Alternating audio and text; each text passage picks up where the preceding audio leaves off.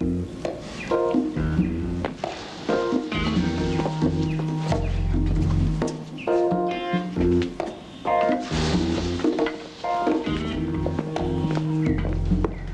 Mitzi, the water felt so good. Oh, yeah, it did.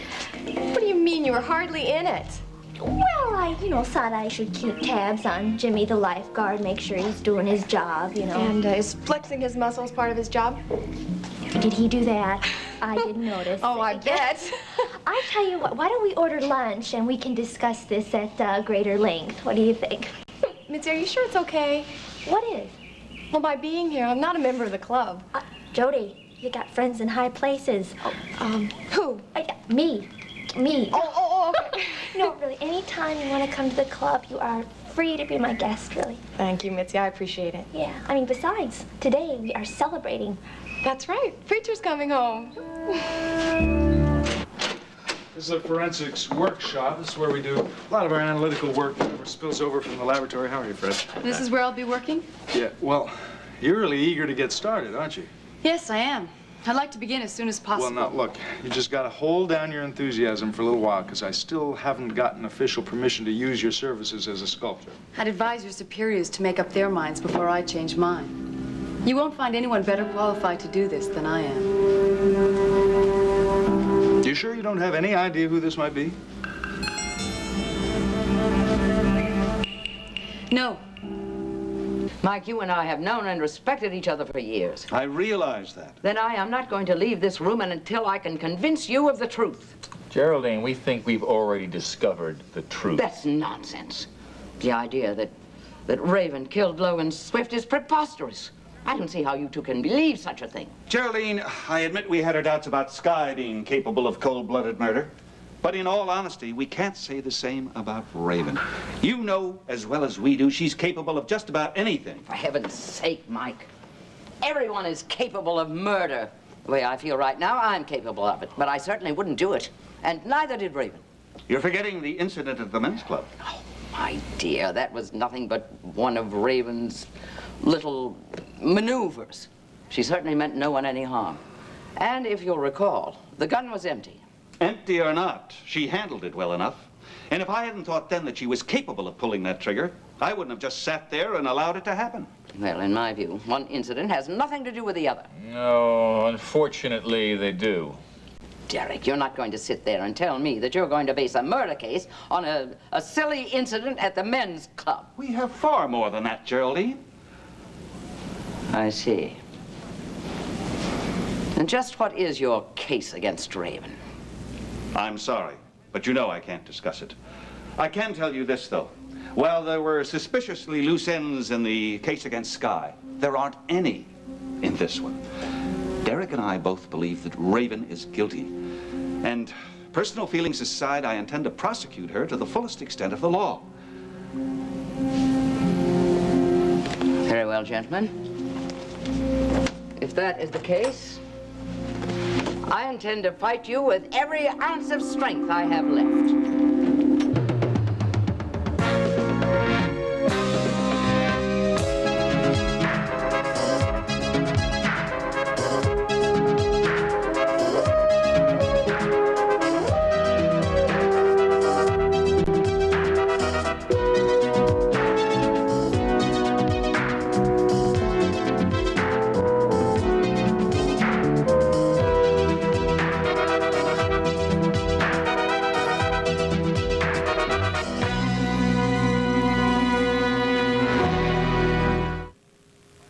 When Geraldine says she's going to fight us, she's not kidding.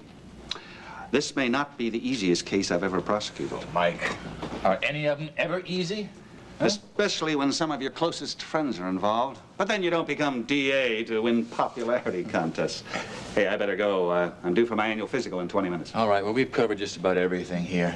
Calvin will be back tomorrow with the Whitneys, with the Emersons, and with Alicia Van Dyne, so we'll continue the interrogation then. All right. But I'll stop back to check with you. I want to make sure that we know exactly what we're going to ask them. Good. Good. Miles. Mike. Miss Carell. Mr. Carr. If you'll excuse me. Hello. Hello, Derek. Hello. All right, what's new? What have you come up with on them bones? Well, first of all, There'd been no dental work done, so we can't run a dental check at all. I went to the site where Liz found the bones, took some soil samples. The bones have been buried by the river for about 5 years. Really? Anything else? Yeah, we can stop referring to it as the bones and start saying her. I measured the pelvis. It indicates that it was a woman, and she did not die a natural death. There's extensive damage to the back of the skull. What do you think caused that? Something hit her there, hard.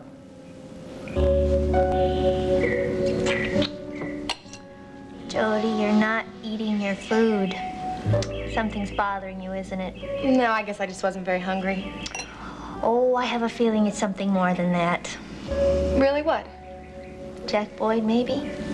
Why would you think I had Jack Boyd on my mind? I mean, I hardly knew him. But you wanted to, didn't you? Well, he was nice, but that doesn't mean I felt anything special for him.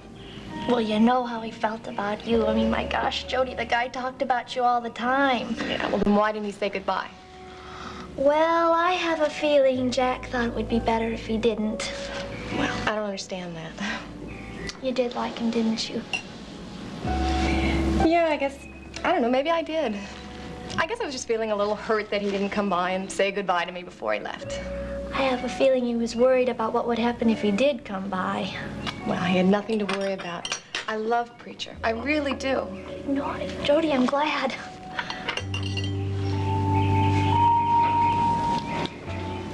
So with a dental check being impossible, it's going to be a real problem establishing identity. Didn't find any traces of hair or bits of tissue on nothing, the bone? nothing. Well, then where do we go from here? Well, Liz seems to think she can help us here. She's got experience as a sculptor. Oh, aside from being a paleontologist. Well, paleontology was my major in college, but sculpting's always been my first love. Well, that's interesting, but I don't see how your being a sculptress is going to help us identify these bones. Liz thinks she can reconstruct a facsimile of the woman's face using the skull as a model. Can that be done? Yes, it's possible. It's been done by pathologists before in cases like this. This is a last resort. Well, are we at that point now? Yeah, I'm afraid we've exhausted every other means of identification. You think you can do that? I'm sure of it. All right, well, let's give it a try. Great. I'll go to the lab and see what materials I need. All right. All right. Goodbye. What do you think of her? Well, I don't know. She's a little pushy, but I guess she's nice enough. And do you believe her reasons when she says she wants to help us identify those bones? Not quite. No, I think she's holding something back. Yeah, I think so, too. Want me to get somebody else? No, let her do it. I think it might be good for us to keep an eye on her.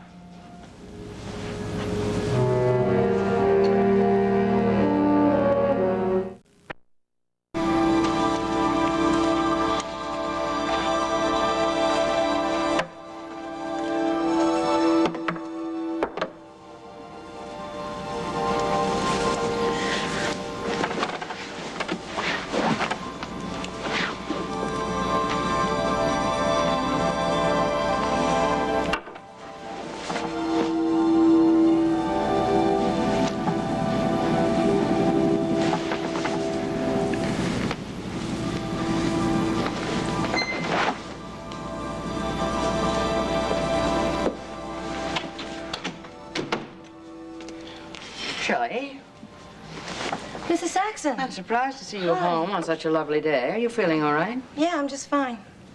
Still without a job? Well, out-of-work actresses aren't exactly in demand around here these days. Now, see here.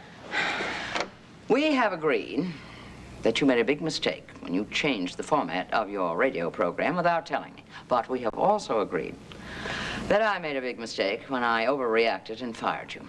I'm really very sorry. Well, Mrs. Saxon, you're the boss. I mean, you did the right thing. No, I am about to do the right thing. What do you mean?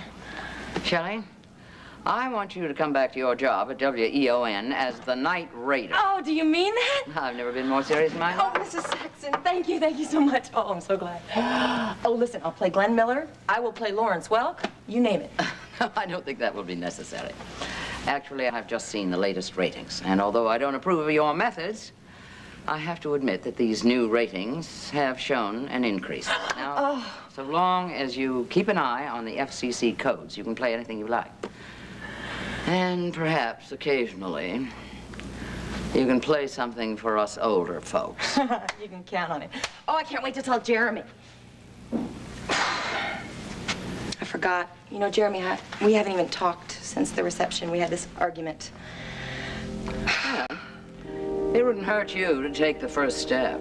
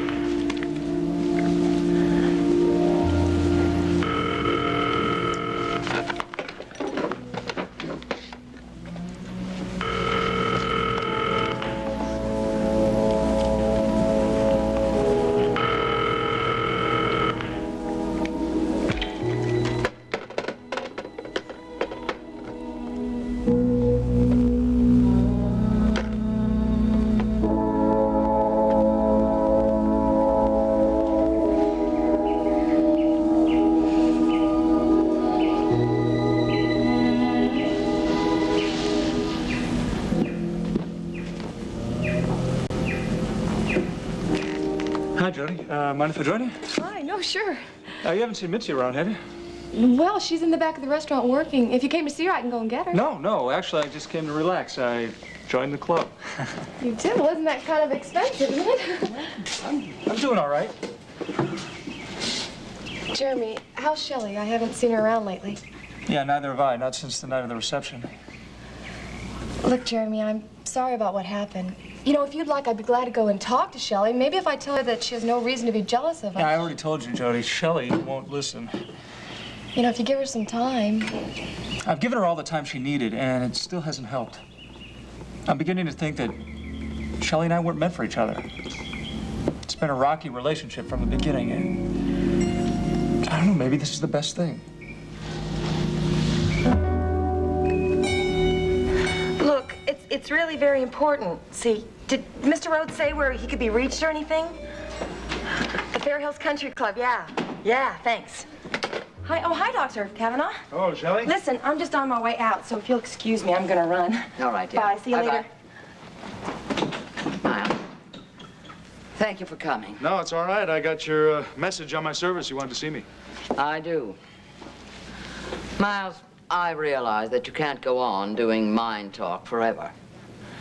I realize that we can't wait for Beth to return. Can't wait any longer. So I have begun looking for a replacement. I thought you were going to say something like this. I think you're right, absolutely. And I can't keep juggling my schedule like this. As a matter of fact, I just started a new consultancy down at the medical examiner's office. I really don't have time to do the show, so I concur with your decision 100%. Good. It wasn't an easy one to make. No, and you know something ironic? The case that prevents me from helping out Beth involves her sister Liz. I'm going to be working with her. Miles, doesn't her sister have any idea where Beth is? No. Like it or not, Geraldine, I'm going to have to face the fact that Beth is never going to come back.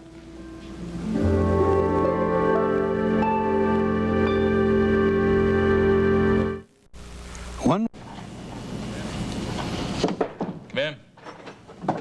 All right. How was your physical? Oh, everything went smoothly. Anything important happened since I left? As a matter of fact, yes. Interpol sent us a telex on Ludwig Crick. Great. What have they got? Plenty. First of all, he definitely was a chemical engineer. But the last few years, he was suspected of having underworld connections, a European drug market. Then his working with Dr. Engler was more or less a cover? Yeah. Seems most of his contacts were in the Middle East and in Latin America, but Calvin said that he probably had the contacts in Mexico to find people who wouldn't have hesitated to get rid of the Whitneys. Derek, we know now that Crick murdered Les Grafton and Dr. Engler. Why not Logan Swift as well? He admitted to those first two murders, but he says he didn't kill Logan. And if he admits to those two, why wouldn't he admit to that? But what did he see at the Monticello Arms that night? He says he saw someone coming out of Logan's suite right after the shot was fired. And that was after Sky had gone in. Yes, but who it was he saw, he didn't say. Fortunately, I think we know who it was. It was Raven Whitney. And so we've decided to use Liz's expertise as a sculptor to try and reconstruct the facial features. That way, eventually, we hope someone will be able to recognize... Geraldine. Yes. Oh, Miles, I'm so sorry. Forgive me. I am the one who should apologize. I know you've got a lot on your mind. I should have known better. I just can't tell you how terrible these last few weeks have been. I know. First, the joy of Skylar's vindication, and then to find that Raven is accused. Must have been very rough. I'm sorry. You see, the worst part is that Mike Carr might have a good case against her. And even though I don't believe for a moment she's guilty of anything, the police may not share my opinion. Well, Mike Carr's a very good man, a very fair man. If Raven is innocent, I'm sure he'll be only too happy to drop the case. I sincerely hope so. I gotta get back to the lab. You take it easy, huh? Oh, Miles, before you go, I wonder if I might ask you a small favor. Sure, what is it? Well, you may know that I am not on the best of terms with Mike and Derek at the moment. And I thought perhaps you might speak to them for me. About Raven, you mean? Oh, no. That's what caused the rift in the first place. No, actually, it's about that awful Mr. Emerson. I understand that he has managed to involve himself with the authorities again. Yes, we might say that. Yes, well, although I'm told in this case, at least from what I hear, he acquitted himself rather well in Mexico. And I thought under those circumstances, you might just try to talk the Monticello police into being lenient with him. Well, I suppose for Jody and Preacher's sake, I could try to do that. I'm not sure it would do any good. Oh, well, you will try. Well, surely, yes, I will. It's not that I believe for a minute that he's worth the time of day, you understand. It's just that, as you say, we have Jody and Preacher to think of. Yes, well, I'll do my best for Jody and Preacher.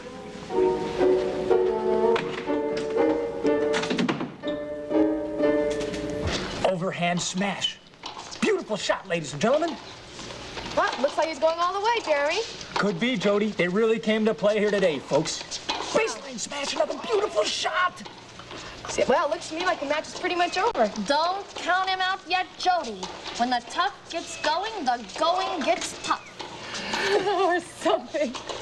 Oh, they're really working up a sweat out there today, folks. Yes, sir. I haven't seen a match like this since 1981, Connors versus McEnroe, Forest Lawns. See ya. Forest Lawns.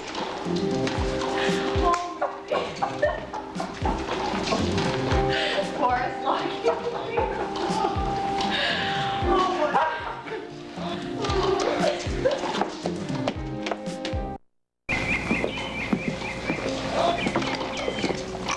Well, you know, it must be getting late. I really should be going. Yeah, it was really fun hanging out with you, Jody. Yeah, it was. It was a lot of fun. And you take care, okay? And say hi to Preacher for me. I'm really glad he's all right. Yeah, I sure will. Bye, Jeremy. Okay. Jody, Yeah? I'll see you around, all right? Yeah, you sure will. Bye, Jeremy.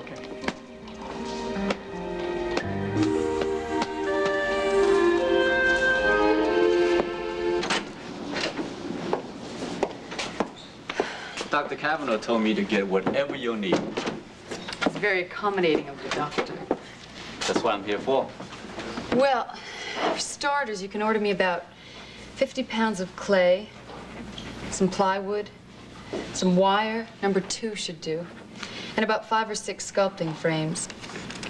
I have most of the tools I need, but if I think of anything else, I'll let you know. I'll get right on it. Thanks.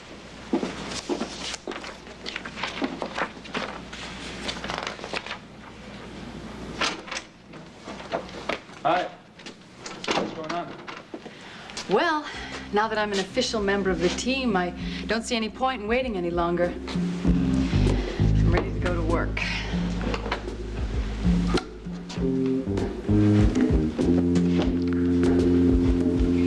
Mike, she certainly seems to know what she's doing, so I didn't see any reason why not to let her have first crack at it. Liz Carell. Liz? What's wrong? Nothing. I just can't help thinking that I've heard her name before. And not as Beth's sister either. And you know, Beth never mentioned having a sister. Derek, do me a favor. Run a routine check on Liz Carell. Anything specific? No. There's something about that young woman. Something not quite right.